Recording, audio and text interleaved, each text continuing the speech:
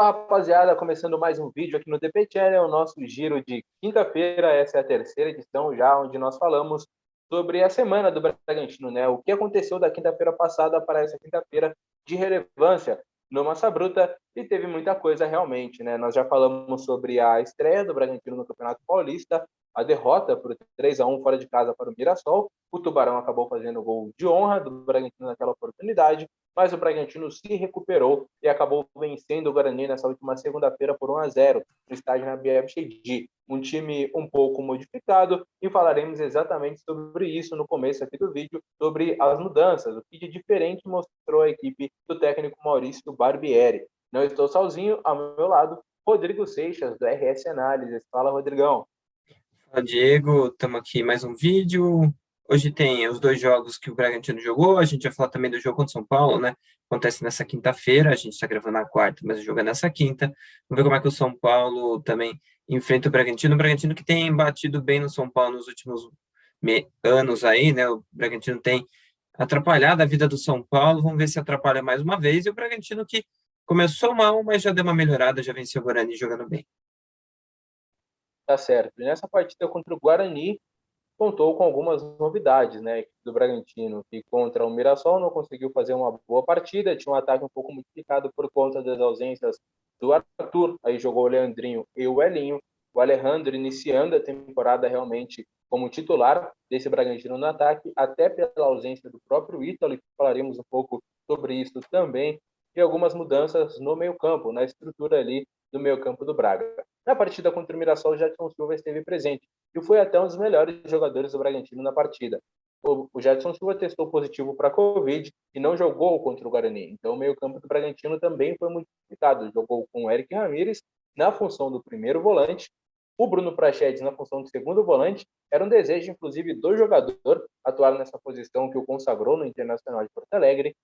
E o estreante Johan apareceu como o terceiro homem de meio campo. Então, essa é uma mudança significativa, né, Rodrigo? A estrutura do meio campo do Bragantino, a linha defensiva não foi modificada. A gente falou disso até na semana passada, que tinha a possibilidade do time testar em alguns momentos dessa forma, né? Com o Eric Ramírez de primeiro, Prachedes e um meio de campo um pouco diferente. E foi praticamente antes até do que o imaginado, porque a ideia seria usar o Jadson, que é o primeiro volante que o elenco tem. O elenco tem o Jadson, o Emiliano Martinez e o Raul como primeiro volante, mas ele não podia contar com eles nesses jogos, então ele acabou optando pelo Eric Ramírez, que jogou bem. Acho que o Eric Ramírez fez um jogo muito bom, ele mostrou muita qualidade ali para ser primeiro, ele que tem muita intensidade, velocidade, até por isso que o Bragantino acabou comprando ele no início desse ano. Ele fez outro bom jogo. O Praxedes já não encaixou tão bem, aí não digo nem que é o problema da posição, acho que tem mais a ver com a atuação dele mesmo, tecnicamente ele foi abaixo, então acho até que ele pode jogar aí, mas ele vai ter que evoluir tecnicamente, não digo nem na questão tática. E o Johan, que estreou bem pra caramba, eu acho que ele mostrou bem o que ele é, um cara que vai aparecer, que vai agir rápido ali no espaço de entrelinhas, e ele vai acertar, vai errar, quando ele tiver uma boa chance, ele pode fazer um gol como fez, mas ele também pode perder uma outra chance na frente do gol. Ele teve 3 finalizações meio de frente para o gol, um ele acabou marcando, o outro aquela cavadinha que passou perto, e também teve um outro chute que ele recebe ali, passe do Sorriso, acaba chutando para fora. Mas assim, deu para ver novas dinâmicas ali no meio de campo, mas que funcionou. Acho que o saldo é positivo, por mais que a atuação do Prachedes não seja tão boa. É verdade, né? E vamos falar um pouco sobre isso. Você mencionou, né, a atuação do Praxedes, é um assunto para daqui a pouco, mas sobre as estreias do Bragantino, né? Dos três já anunciados de maneira oficial, apenas o José Hurtado, o lateral direito, não entrou em campo.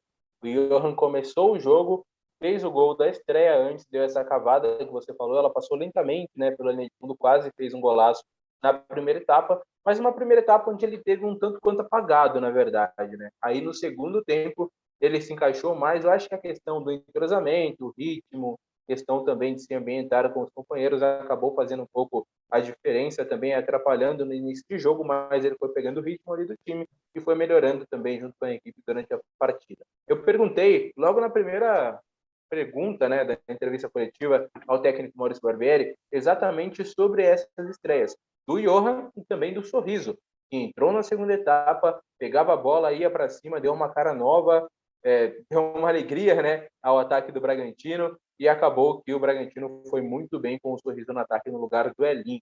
Vamos ouvir então o que disse, o que respondeu o técnico Maurício Barbieri. Boa noite, Diego, aos demais ouvintes aí, os demais colegas. Obrigado. Eu gostei principalmente do rendimento da equipe, eu acho que ficou nítida uma grande diferença, né, em relação ao primeiro jogo. A gente conseguiu ser uma equipe muito mais próxima daquela que todos nós nos habituamos.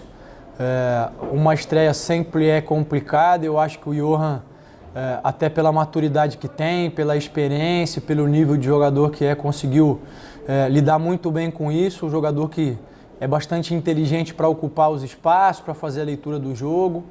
O Sorriso acabou entrando numa fogueira um pouco maior e fez aquilo que a gente sabe que ele tem de bom, que é essa intensidade, essa capacidade de ir para cima, de ajudar. Mas ainda é cedo, eles ainda precisam, sem dúvida nenhuma, assim como o resto da equipe, ir pegando o corpo, ir entendendo aquilo que a gente quer, as variações, para que a gente seja cada vez mais forte ao longo da temporada. Aí você ouviu e viu também, né, o técnico Maurício Barbieri respondendo. E aí, Seixas, a análise do técnico sobre esses reforços e o que você também analisou dessa estreia, tanto de Johan quanto também de Sorriso. Ele fala do Johan na questão de experiência, de inteligência de espaços, e acho que mostra muito porque o clube trouxe ele, né? Era um cara para resolver os problemas já do primeiro momento, não é aquele jogador que o Bragantino traz e pensa no futuro, ele já é o presente, tanto que ele é o mais velho contratado desde que o time subiu para a primeira divisão, então é um cara para resolver os problemas hoje, não é um cara de futuro. O Bragantino não pensa em vender ele lá na frente, ganhar algum dinheiro, pensa em usar ele agora, e ele já mostrou que ele pode ser útil e foi útil, né? Eu acho que a melhora dele no segundo tempo tem a ver também com a entrada do Sorriso, né? O Johan ficou um pouco mais pela esquerda e o Sorriso entrou ali pela esquerda, ele entrou no lugar do Elinho. Então o jogo começou a ficar mais por aquele lado e começou a incomodar um pouco mais a marcação ali. Então o Johan passou a ter, acho que, um pouco mais de espaço também ali para receber a bola, tanto que no primeiro tempo ele mal recebeu a bola nem chegava nele. Ele não tocou tanto assim na bola, foram só 28 toques. Para você ter ideia, o Cleiton tocou mais vezes na bola do que ele durante o jogo. Então, era assim, ele não participou tanto da partida quanto eu acho que ele deveria participar. Acho que atrapalhou também um pouco a ligação dele com o Praxedes. Só que o melhor momento dele no jogo e do time já é com o Luciano, com o Hurtado e com o Sorriso, que são as mudanças do time no final do jogo ali. Então, o time já passa a ter uma dinâmica um pouquinho melhor. No momento do Guarani também um pouco mais cansado, né? O Guarani entrou para se defender e conforme vai passando o tempo, o time também vai cansando de defender, né? Desconcentra um pouco mais, então a tendência de errar e abrir espaços é um pouco maior no final do jogo.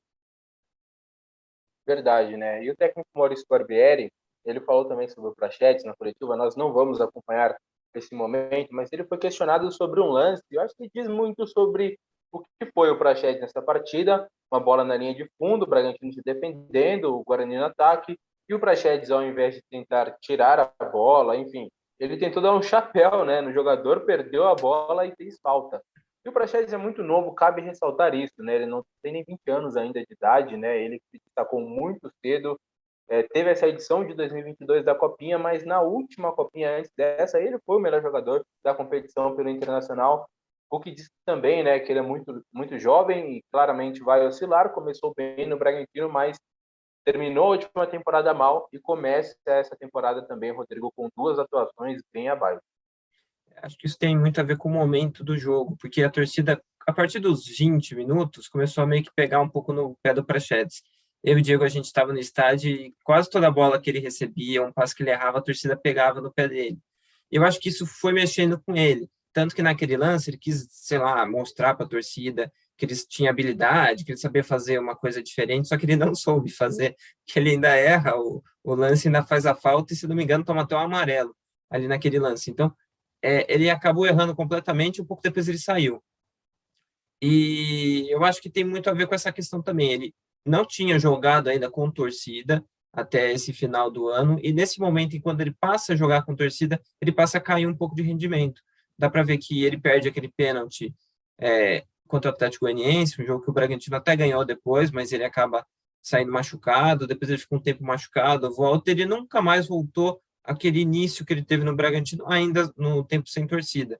Eu acho que ele está sentindo um pouco esse momento, ele talvez acabe sendo titular contra o São Paulo de novo, porque o Barbieri não tem opções, mas eu acho que se ele tivesse a opção de trocar e deixar o Praxedes no banco, ele ficaria um tempo para também amadurecer um pouco mais esse lado dele, porque ele tem qualidade, ele pode jogar tanto de 10 quanto de 8, eu acho que ele tem essa qualidade, mas tecnicamente ele passa por um momento ruim e acho que isso acabou pesando na atuação dele contra o Guarani. É verdade, uma alternativa, né, seria o Luciano, de apenas 18 anos, mas o Luciano também não entrou muito bem nessa partida contra a equipe do Guarani, né? Ele que entrou no lugar do Praxedes, nesse momento o Rodrigo mencionou que a torcida estava pegando no pé, e estava pegando no pé porque ele estava errando, né? A maioria dos lances ali que ele envolvia, tanto de passe, enfim, construção de jogada, ele tomava a decisão errada. Então o Praxedes é um ótimo jogador, um excelente jogador, é um dos promissores e futuros aí do Red Bull Bragantino, mas está numa má fase, o que gera a pergunta: vai continuar no time titular ou não? É o que o Rodrigo falou, acho que pelas opções do técnico Maurício Barbieri, ele que não deve ter, muito provavelmente não terá nessa partida o Jadson Silva, que ainda se recupera da Covid-19, talvez só no final de semana contra a Ferroviária, mas eu acho que vai continuar e deve continuar a mesma estrutura também, né, Rodrigo, do meio campo do Bragantino para essa partida contra o São Paulo. Deve, acho que não tem muito o que mudar, porque ele não tem tantas opções. O Luciano também é muito novo em relação ao Praxedes. De repente, ele conversa com o Praxedes, dá, entre aspas, uma última chance para ele virar titular nesse início de ano, né? Mas eu acho que é o natural, porque o Praxedes, por mais que ele não tenha atuado tão bem, ainda hoje, ele ainda é melhor do que o Luciano, então acho que ele começa jogando, e quem sabe, sei lá, ele tem uma boa jogada no começo do jogo, melhor em confiança e pode fazer uma boa partida também contra o São Paulo. O Bragantino ainda não tem o Ítalo, né? Mudando de assunto, indo um pouco mais para a parte ofensiva, né? Para o ataque do Bragantino, ainda não tem o Ítalo, que se recupera de algumas situações. Uma situação é o exame, ele realizou o último exame nesta quarta-feira, os resultados devem sair em breve. Dependendo do dia que você estiver assistindo esse vídeo, a gente até já noticiou, né, os resultados dos exames cardiológicos do Ítalo, e ele também estava se recuperando de um desconforto muscular. Conversei com ele no estádio Nabi Abichedi, nessa segunda-feira, e ele disse que está bem, é mais um procedimento de precaução mesmo, né, e quer voltar a treinar e está apto, fisicamente falando também, para voltar ao Bragantino nessa temporada de 2022.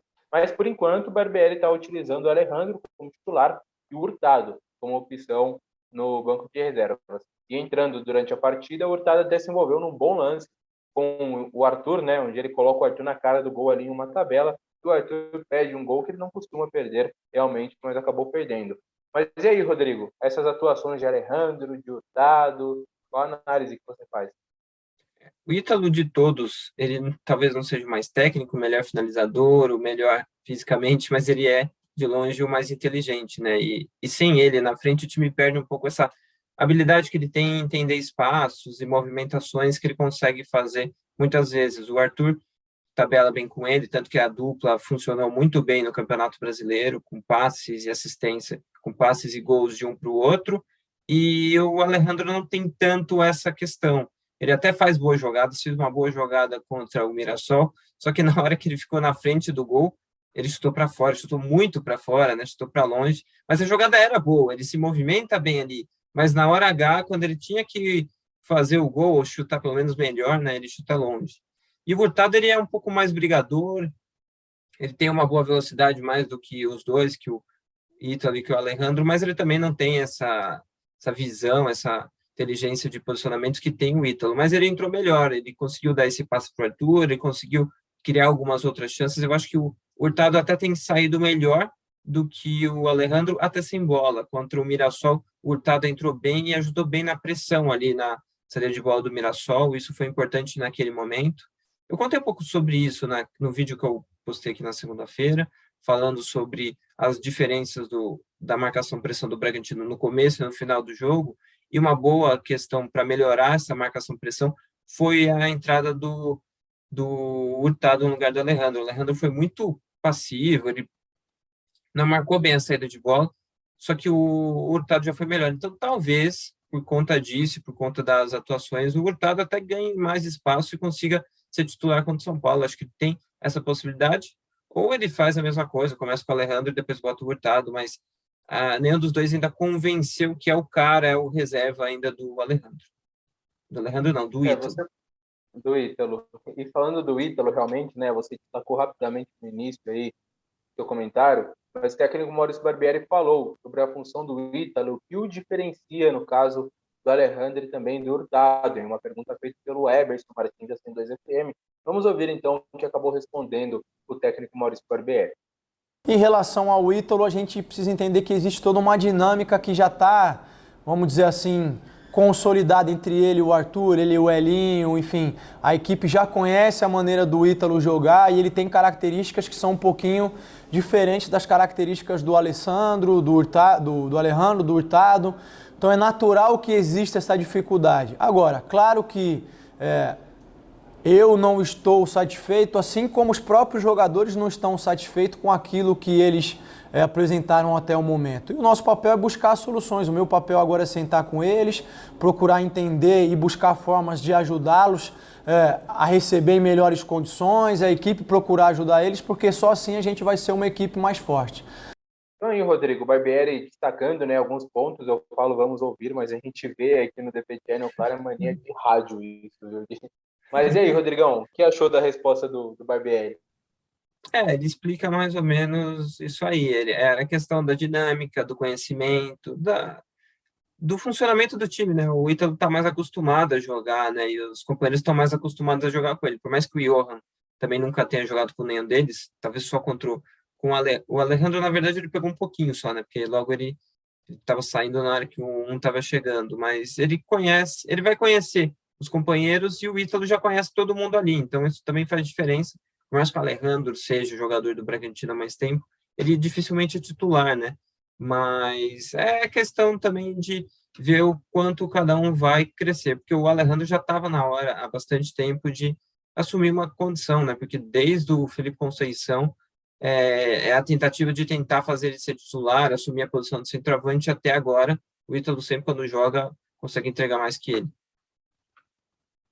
Tá certo. Bom, e já que a gente trouxe essas questões à tona, né, de jogadores que talvez não estejam fazendo uma boa partida, mas vamos falar dos que estão fazendo uma boa partida, e até antes de entrar no jogo contra o São Paulo, quais foram os destaques para você, Rodrigo, desse time do Bragantino? Eu gostei muito de algumas peças. O Fabrício Bruno, o Eric Ramírez jogando de primeiro volante, para mim foi muito bem. O Fabrício, além da assistência, né, para o gol do Johan, também muito bom ali na construção e no 1-1, né? Ele foi muito bem nas disputas que teve ali no mano a mano com os atacantes. E olha que os atacantes do Guarani são rápidos, hein? Até me surpreendi um pouco com o ataque do Guarani ali com o Júlio César e principalmente com o Iago, que é muito habilidoso, o atacante do Bugre. Mas Johan também foi bem, a volta do Arthur eu acho que foi muito boa e a entrada do Sorriso. Esses para mim foram os destaques. E aí, Rodrigão, o que você acha? Acho que eu vou praticamente nos mesmos, né? O Ortiz teve o jogo dele lá, não foi tão produtivo quando costuma ser. O Fabrício Bruno acabou roubando as atenções ali na defesa, porque o Guarani, como se fechou, apostou muito em jogadas de contra-ataque. E como o Bragantino estava na frente, toda hora a bola estava estourando no Fabrício Bruno com algum atacante. E ele ganhou todas praticamente. A única que ele não ganha ali é uma jogada que sai um pouco mais para a direita, daí quem salva no final ali é o Ortiz, que era um passe ali que podia acabar terminando em gol, mas o Fabrício Bruno foi o cara que construiu pelo jogo, né?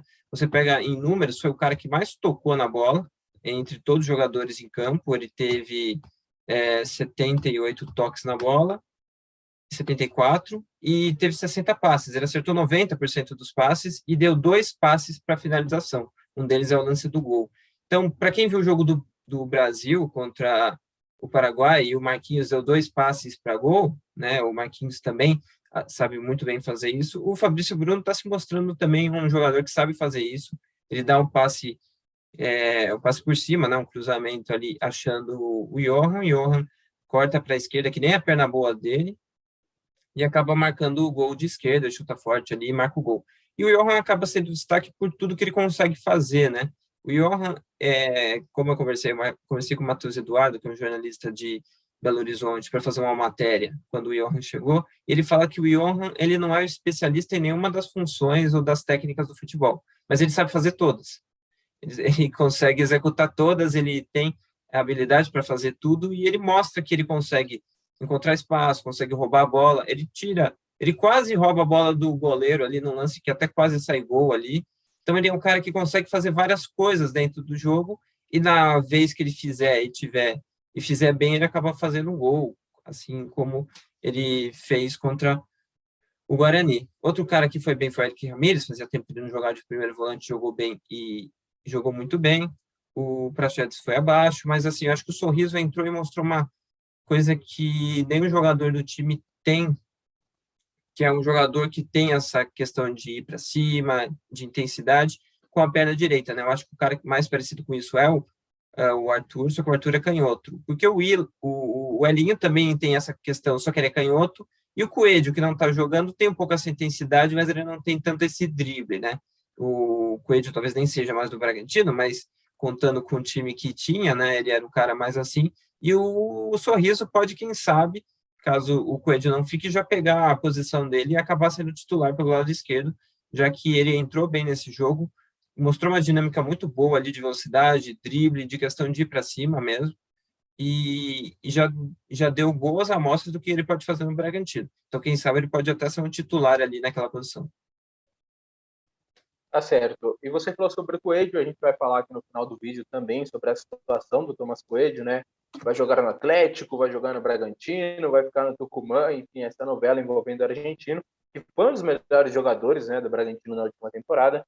Mas sobre o Bragantino, para o jogo contra o São Paulo, você imagina que vamos ter alguma mudança ou não?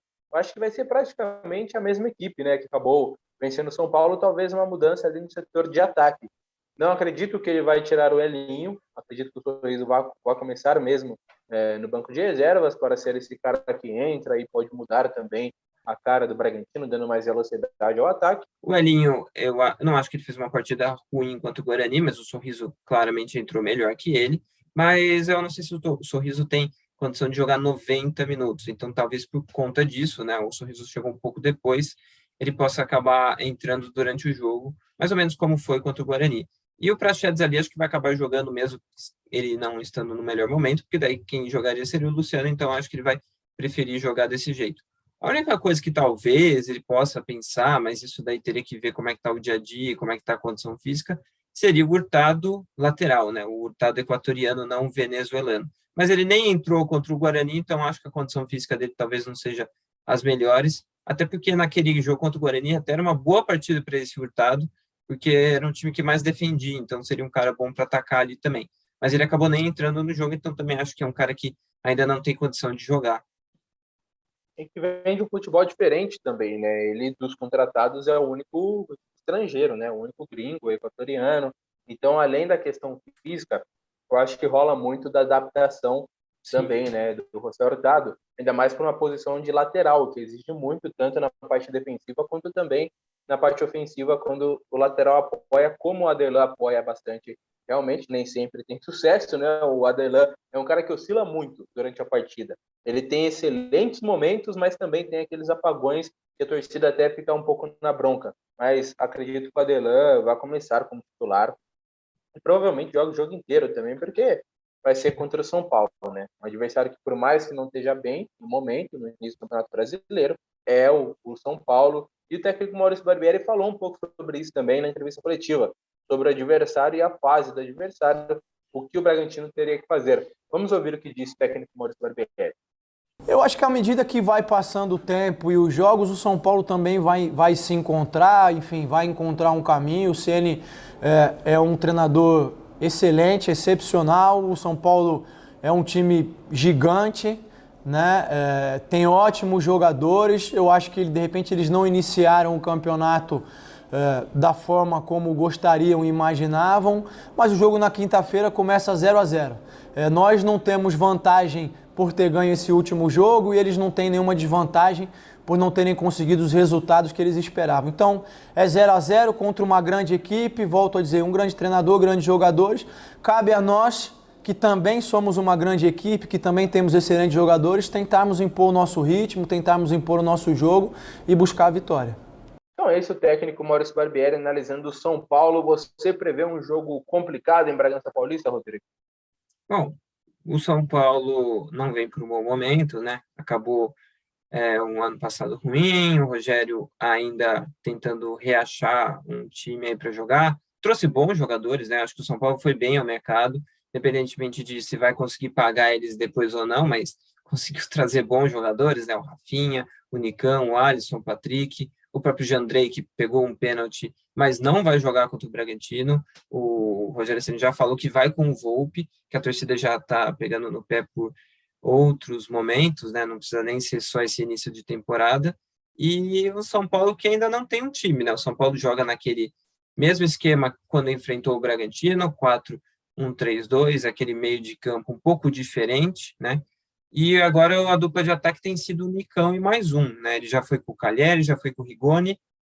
Eu acho que vai ser o Calheri de novo, acho que o Rigoni não deve jogar esse jogo, e o meio de campo ali ele ainda está encontrando o meio de campo, às vezes joga o Gabriel Neves, às vezes joga o Rodrigo Nestor, tem também o Patrick que está jogando ali às vezes mais pela esquerda, às vezes mais por dentro, então assim, ele ainda está achando o time, então acho que é um pouco difícil prever como o São Paulo vai jogar, mas eu acho que dá para entender mais ou menos o que o Rogério vai tentar fazer. O Rogério queria muito um atacante rápido e veloz, tanto que tentou o Douglas Costa, tentou também o Soteldo, ou pelo menos fez parecer que estava tentando esses jogadores, né?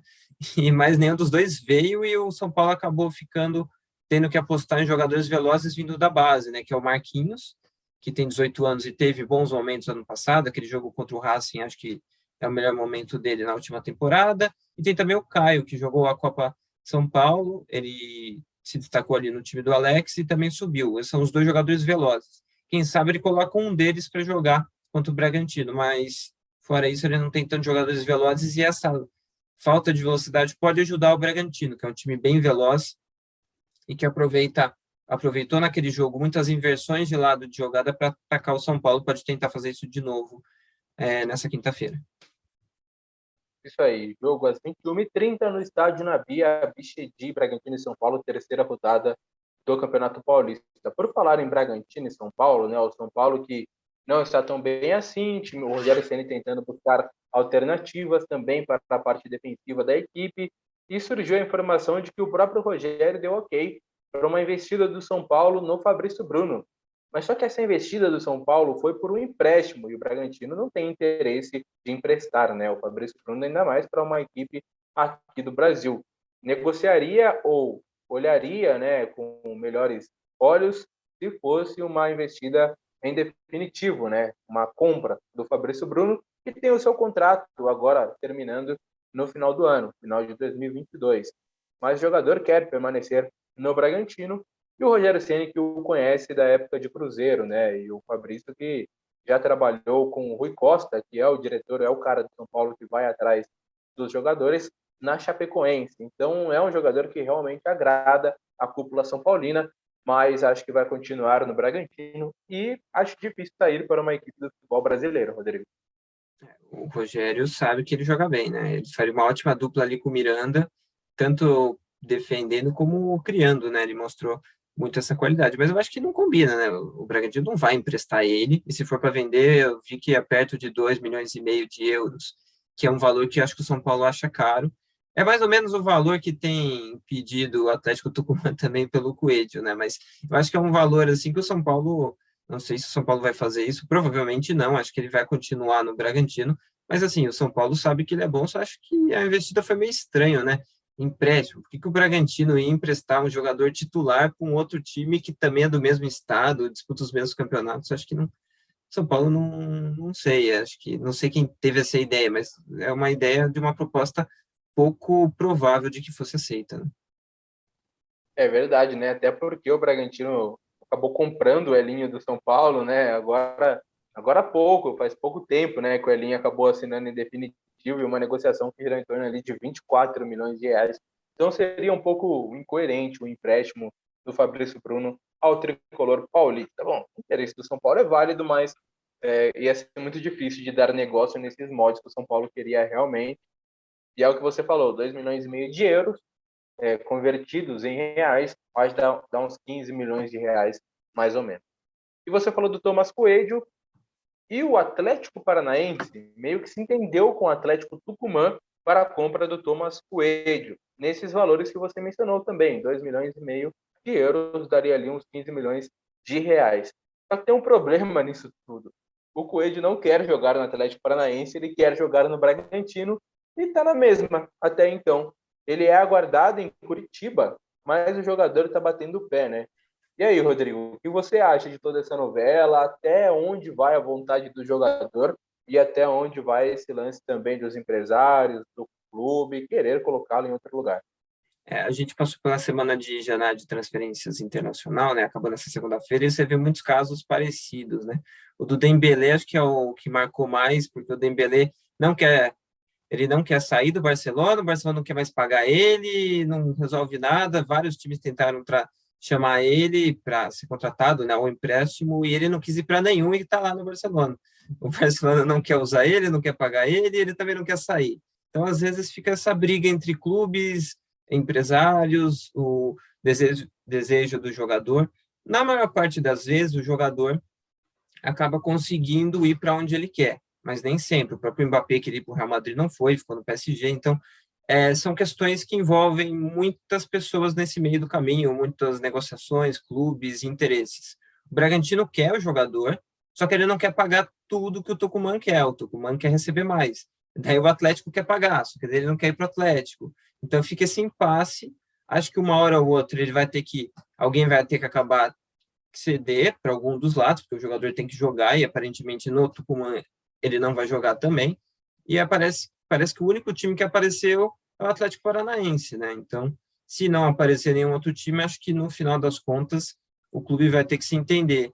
Ou ele convence o jogador a jogar no Atlético Paranaense e o clube recebe mais, ou ele convence o clube a aceitar a proposta do Bragantino e ele vir para Bragança Paulista, onde eu acho que talvez seja o melhor lugar para ele mesmo, porque ele já se entende com o clube aqui, já está jogando bem aqui, então para o jogador talvez seja mais fácil, porque se ele chegar no Atlético, ter que procurar por outras opções, por novas coisas lá no clube, talvez seja um pouco mais complicado.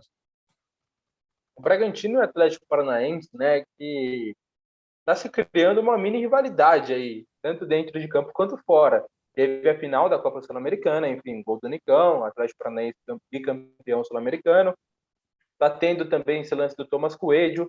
E recentemente também, né, teve o lance de um jovem jogador de apenas 13 anos que estava treinando na base do Bragantino e o Atlético Paranaense acabou contratando o jogador, enfim, o Petralha rebateu o Thiago Escuro e surgiu toda essa mini polêmica também, né, envolvendo Atlético Paranaense e Bragantino. Então está se criando uma mini rivalidade aí entre o Furacão e o Massa Bruta, e tem essa questão do Thomas Coelho. O próprio Miguel, vice-presidente do Atlético Tucumã, disse que está conversando e que isso será resolvido em alguns dias. Então a novela continua entre Thomas Coelho, Bragantino e Atlético Paranaense.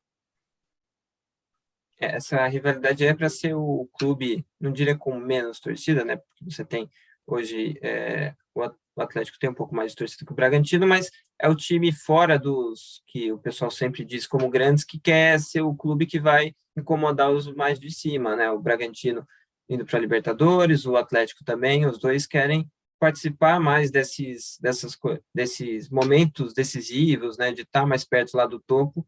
E acho que talvez por isso também cria essa rivalidade, né? Porque os clubes querem ser esse clube fora não diria do eixo, assim, sei lá, mas os tradicionais clubes que estão sempre brigando por títulos e com o trabalho deles de mais profissionalismo, de mais olhar para o futuro e por conta de também acabarem se encontrando numa final importante, acho que acaba criando naturalmente essa rivalidade aí, que é algo que tem sido interessante de ver também nesses últimos anos aí. Bom, e só para complementar, o nome do garoto que eu mencionei aqui é o Lincoln Kevin, né? Jogador de apenas 13 anos aí, que entrou no meio dessa polêmica entre Bragantino e Atlético Paranaense. Bom, Rodrigo, acho que é isso, né? As informações, a gente deixou passar algo para esse giro de notícias de quinta-feira, está se tornando tradicional, é a terceira edição e a gente vai aí ao longo do ano atualizando as informações do Massa Bruta. Acho que falando de tudo, ou de quase tudo, né? Muita coisa acontece, às vezes a gente esquece, a gente fala um pouco menos do jogo contra o Mirassol, porque foi um pouco mais para trás, né? Uma partida que o Bragantino acabou perdendo, mas daí tem agora Hoje, para quem está assistindo, tem o jogo contra o São Paulo, tem tudo para ser uma partida interessante. O Bragantino ainda joga contra o Palmeiras também em Bragança Paulista, que vai ser a última rodada. Vai jogar contra o Corinthians, saiu a tabela dos dias e horários também do restante da tabela. O Bragantino pegou um horário legal para jogar contra o Corinthians, vai jogar um sábado à tarde lá em Itaquera, 4 da tarde. Então, também acho que é um jogo que dá para a torcida do Bragantino tentar ir lá e acompanhar. Então, acho que é isso. Vamos acompanhar como é que o Bragantino vai contra o São Paulo e também tem o jogo contra a Ferroviária antes do próximo giro que a gente vai fazer aqui na semana que vem. Tá certo. A torcida do Braga ficou um pouco na bronca por conta do preço do ingresso aí do time visitante, né, da torcida visitante. Foi muito barato, foi apenas R$ 20, né, e foi o mesmo preço do ingresso mais barato para a torcida do Bragantino e tinha ingresso para a torcida do Braga, que era bem mais caro. Mesma coisa agora para o jogo do São Paulo, né, o preço do ingresso aí para o torcedor São Paulino é menor, por exemplo, do que o preço que um sócio torcedor, dependendo do plano, paga para ir no estádio. Então, um pouco incoerente, realmente, eu dou voz e razão à torcida nesse ponto colocado aí a diretoria do Bragantino. Bom, Rodrigo, acho que é isso. Um grande abraço e a gente volta na próxima semana com mais um giro de informações aqui no DP Channel. Fechou? Fechou, é isso. Valeu, até semana que vem na 4ª edição.